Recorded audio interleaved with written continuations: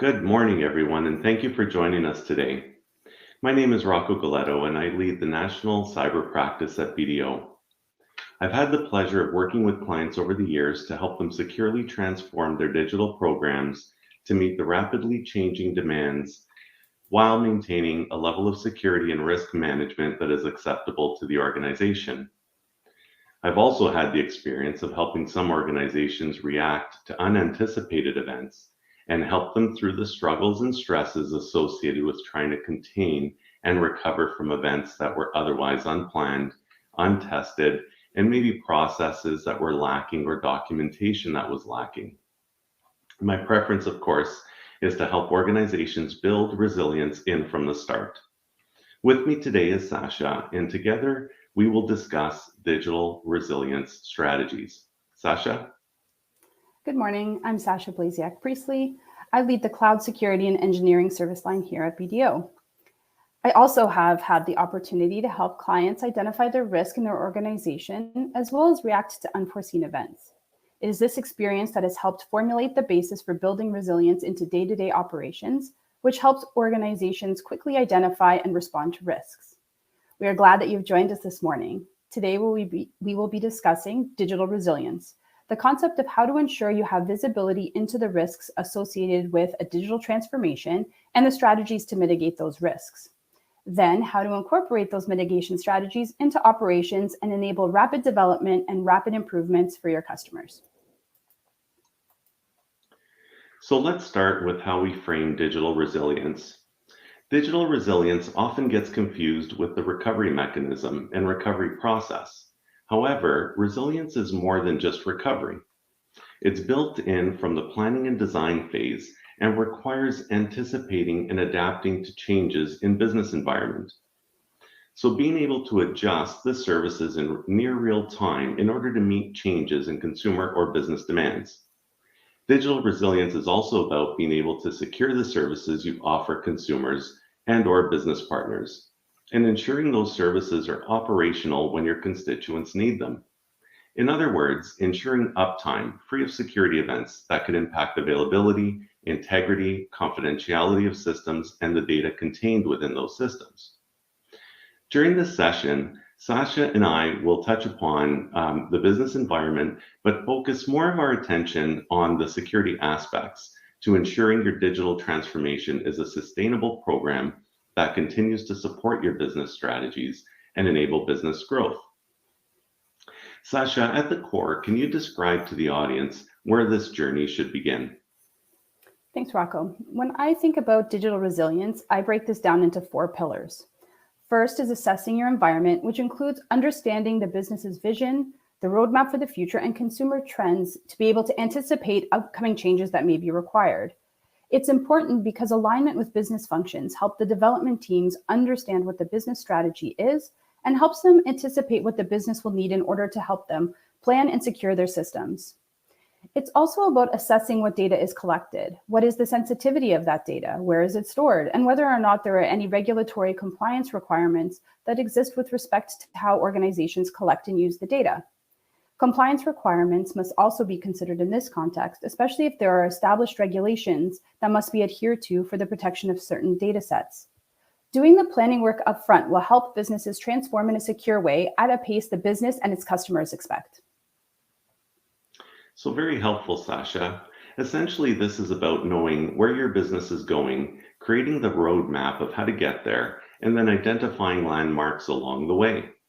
So, Sasha, can you explain what landmarks we are identifying along the way? Absolutely. Digital transformations happen at such an accelerated pace. New technology, new vendor solutions, and new methods of deployment really do enable rapid changes.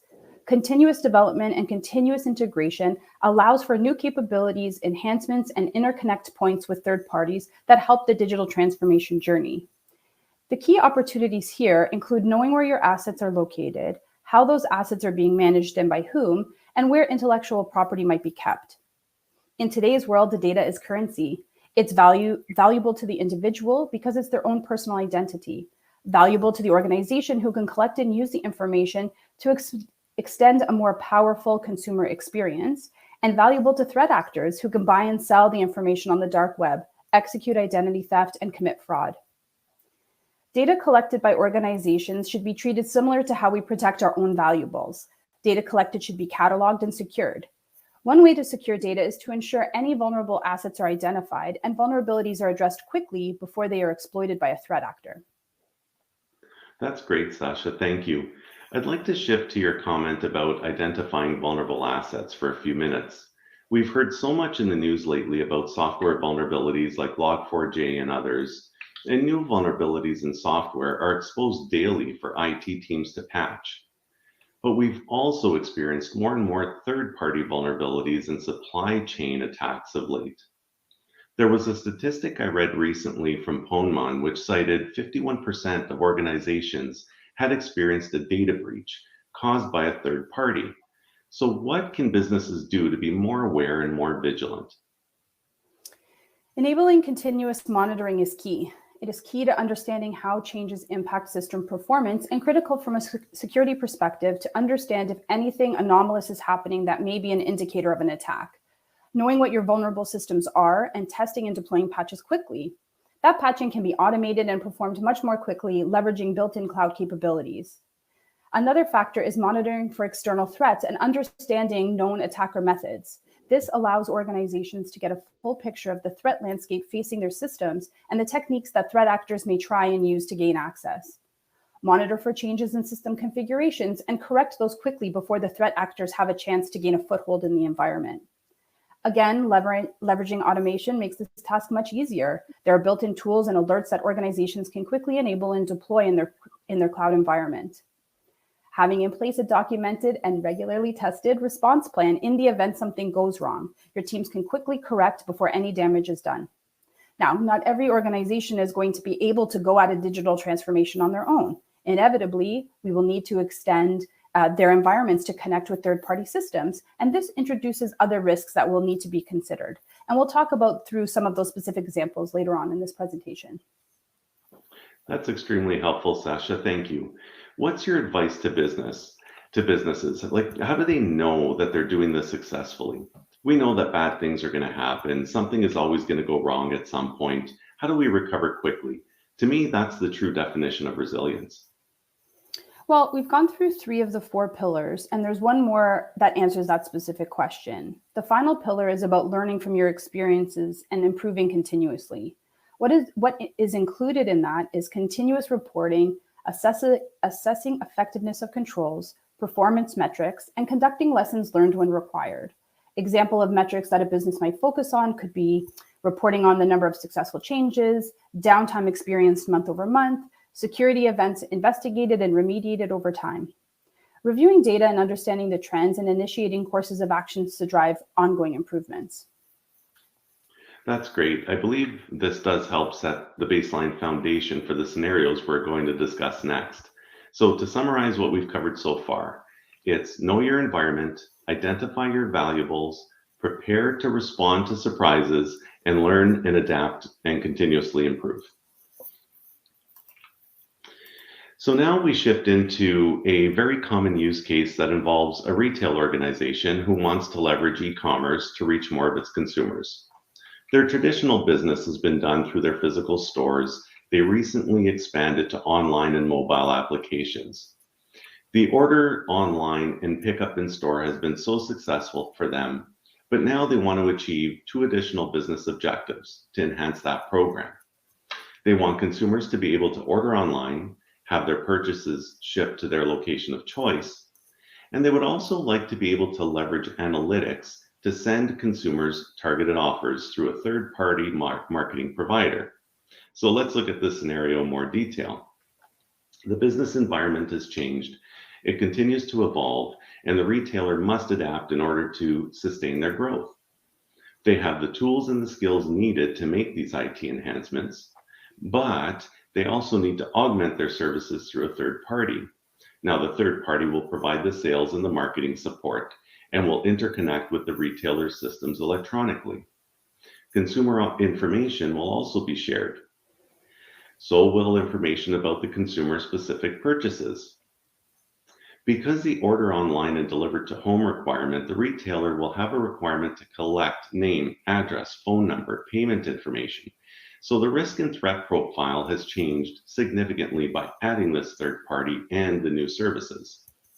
Sharing information, connecting to third party systems, collecting information from consumers, which may or may not be shared with third parties.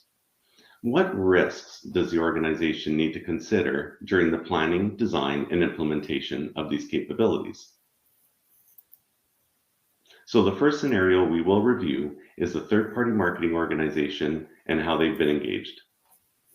This is a very common scenario. Typically, time is of the essence when businesses want to launch new capabilities. It's because they've seen a large business advantage and need to move faster than their competitor. Therefore, speed, urgency, and accuracy is important. They want to capitalize on the demand that they see in the marketplace. And we should consider how the pandemic has increased the demand for e-commerce and shipping options. Achieving business outcomes doesn't mean that risk management has to slow down progress. However, when third parties are introduced or data is collected, shared, or stored, we must consider those risks. Understanding the risks early on in the development lifecycle helps identify tools and controls that can be implemented as part of the integration pipeline to keep the application safe. Understanding how consumer data will be used will inform how the terms of use and consent policies need to be updated before go live, and informs what critical assets need to be monitored. So let's examine those specific risks and what it means to consider those risks during the planning phase of this program. When engaging with a third-party provider where consumer data may be shared, we do need to consider data sovereignty, regulatory requirements, methods of transmission, and storing. Also, the terms of consent. We need to understand what risks might be introduced and what options we have to reduce those risks so the project can move ahead with confidence. We don't need to immediately assume that using a third party is a risk, but it's important to perform our due diligence when it comes to engaging and working with third parties. For example, the organization may operate in a country that has data sovereignty requirements. Many countries such as Germany, France, and Russia have laws that require citizens' data must be stored on physical servers within the country's actual borders. This would require us to work with the third party to understand where they would store our data. So this leads us to another area to consider, the regulatory requirements. As privacy laws become more complex, it's important that an organization understand which of the regulations apply to them and their data, and how they ensure the third party is also abiding to those rules. Another layer in the risk landscape is the data transmission, handling, and storage. When are we sharing data with third parties? How is that data being protected while it's in transit? How is it being stored and who has access to it? And are any of those items regularly reviewed? Consumers are more savvy. They're more aware of the importance of protecting their data. Let's explore a case study in real life of this. In June 2021, Volkswagen reported a data breach by an unauthorized third party, which impacted 3.3 million customers. An electronic file was left unsecured by their marketing vendor, which contained customer data used for sales and marketing promotions.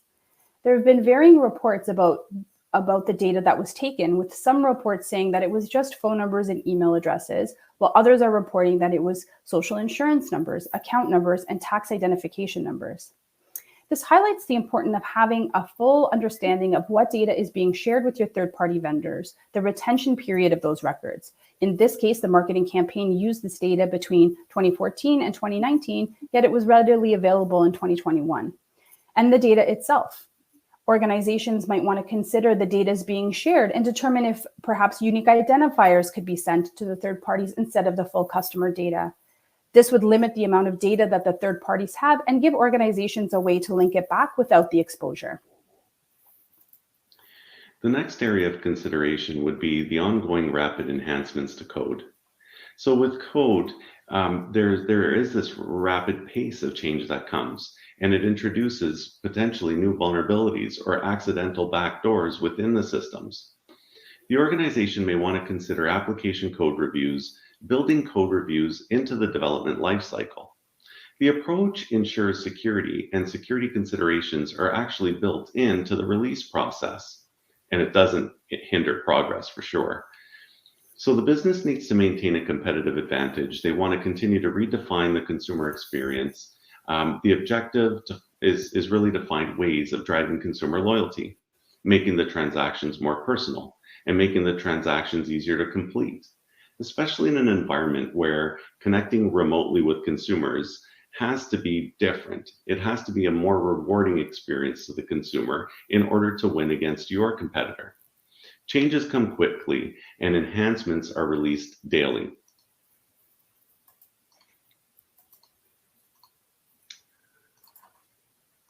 So the next area, sorry, Sasha, go ahead.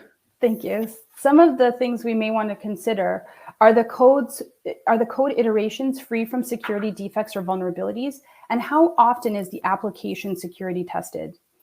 In the new world, updates to applications are not released on a monthly or quarterly basis. Updated code is constantly being released to improve the customer experience, provide some new functionality, or address a security concern. The speed in which code needs to be released, it doesn't allow for traditional code scanning, which was typically done after the code had been written and before it could be deployed, which would slow down the time to release. Organizations need to consider this as a factor and build security scanning into the development lifecycle through automated methods. When the code review is done at the beginning of the development lifecycle, it is the most impactful because that is when it is easiest and fastest to implement fixes. So the next item for consideration would be how data loss or data leakage is being monitored. Can additional controls be implemented to ensure that the data is protected at all times? Can alerts be triggered for quick responses and quick correction? When code is implemented and consumer transactions start to flow, it's important to have a view into the data that's being exchanged, and it needs to be monitored for any anomalies. So let's review another case study. Cross-site scripting is a well-known vulnerability. It has been around for decades. It allows an attacker to use a web application to send malicious code to an end user. This can allow the attacker to steal login information, infect a victim's device, or even change the website's content. In 2018, British Airways had 380,000 consumer records compromised due to cross-site scripting. The cybercriminals injected code that allowed them to skim customer details as they were submitted through online forms. So there are many ways to prevent these types of vulnerabilities.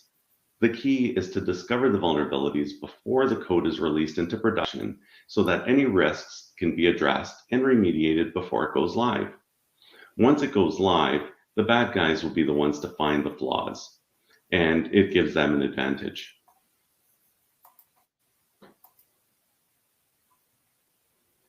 When building new capabilities or making enhancements, risks need to be considered. Enhancements can include new features enabled through new connections to third-party systems or new connections to other internal systems. Understanding what code changes are being introduced, how the application logic has changed, and how those changes have impacted the attack surface of the organization is critical to maintaining resilience. When integrating with more third parties and new connections to third parties are made, it's also important to document and inventory what those connections are, and to also inventory the data information assets that are shared within the third party.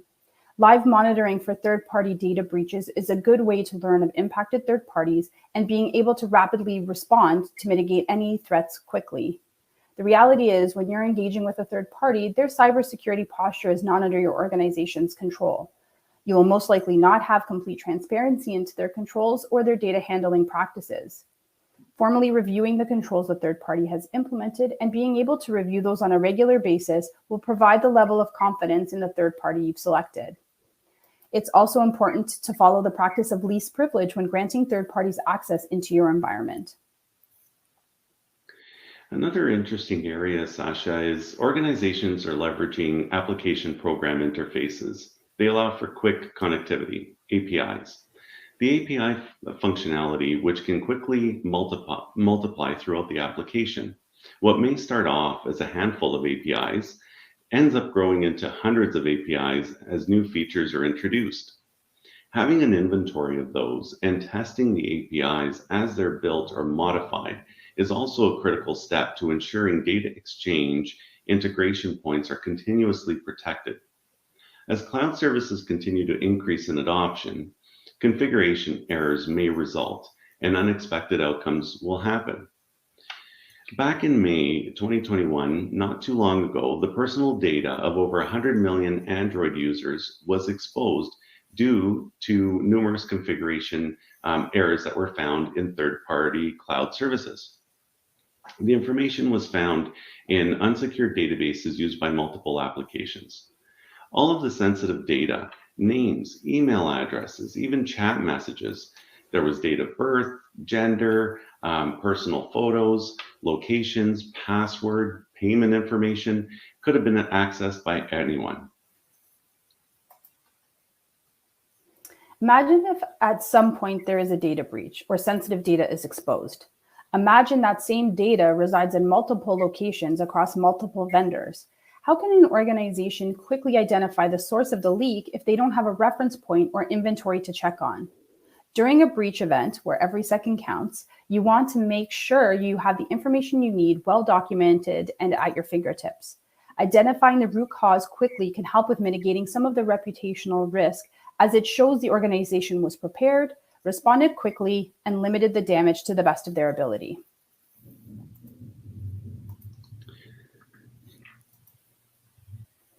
Many organizations are moving workloads to cloud environments. This has led to a hybrid of traditional data center and multi-cloud environments, with organizational information flowing into each one. As new tool sets are deployed, new workloads enabled, and new connections with cloud providers, it becomes even more important to monitor the traffic flows between those systems. Again, creating an inventory of new software and services and monitoring for new vulnerabilities so they can be quickly remediated before they are exploited. So what's interesting with this new hybrid environment, it brings on another challenge in terms of software inventory. So an organization needs to have a holistic view of the data interaction so that it knows where threats might exist. So let's examine the key considerations for this scenario. IT teams are managing multiple environments now in very different ways. Patch management in traditional data center environments requires human intervention, manual process, and is often difficult to manage. Patch management in the cloud environment can easily be automated with the human interaction limited to a simple and quick approval step. Defining processes to keep both environments up to date is critical. After all, both systems are interconnected, and if one system is compromised, the threat actor can quickly pivot into other environments. So information flow must be understood. How the information flows from one environment to the other environment helps define those swim lanes that need to be put in place to protect the data from being accessed along its journey. One of the benefits of cloud is the embedded tool sets it offers for vulnerability detection and patch management. Automating this process becomes a very effective way of managing vulnerabilities and in a faster way than traditionally was possible in the data center environment. Compliance and configuration monitoring is another benefit when workloads are maintained in the cloud environment. Knowing how to implement the monitoring capabilities can quickly alert IT teams when configuration and controls have changed outside of the acceptable policy and can quickly be remediated before a threat actor can take hold. So that's an interesting one as well, Sasha. Updating the breach response process and breach recovery process is another key step to ensuring resilience in the event of a breach. So the process flow includes validating rapidly expanding cloud footprints, ensuring that they're secure, yes, but updating and testing incident response plans regularly ensures that in the event of a breach, recovery is fast with limited impact to the organization or to the consumer. So developing and documenting, but also testing incident response plans will help breach response teams in the event of a breach. Maintaining the process documentation is also important. So we need to keep vendor contacts and key IT contact information up to date. The incident handling process should also be well documented and should also be tested. Creating this muscle memory will help responders contain threats much faster. And it will get the systems to an operational state quicker, minimizing the downtime and the risk of exposure of sensitive information. This is such a timely conversation because just a few days ago, the US Cybersecurity and Infrastructure Security Agency published a report in response to the recent malicious attacks in Ukraine. The report states every organization in the United States is at risk from cyber threats that could disrupt essential services, and potentially result in impacts to public safety. One of the key sets of recommendation relates to responding quickly when an intrusion occurs. It recommends having a dedicated crisis response team, including surge support for responding to an incident. It also recommends conducting tabletop exercises to ensure every participant understands their role during an incident. This type of report highlights the need to have the means to detect malicious activity and have the people and processes in place to act swiftly when it does. So digital resilience means availability. It means adjusting and adapting to changes, both those changes that are planned and unplanned, in a rapid and efficient way. Being able to pivot with only a few seconds notice. A successful outcome means security is viewed as an enabler to the process, and it can keep pace with the change of business. Security will improve systems availability and business continuity. Security will build confidence with the board, with the project team, the application team, and with the overall business. Digital resilience will ensure your business continues to thrive. It is the combination of all of the areas that we discussed: identification of the assets and data, and visibility into internal risks, external risks, and the ability to recover quickly in the event something does happen. On behalf of Rocco and I, thank you very much for your time today. If you have any questions, please do not hesitate to reach out. Thank you and have a great Friday.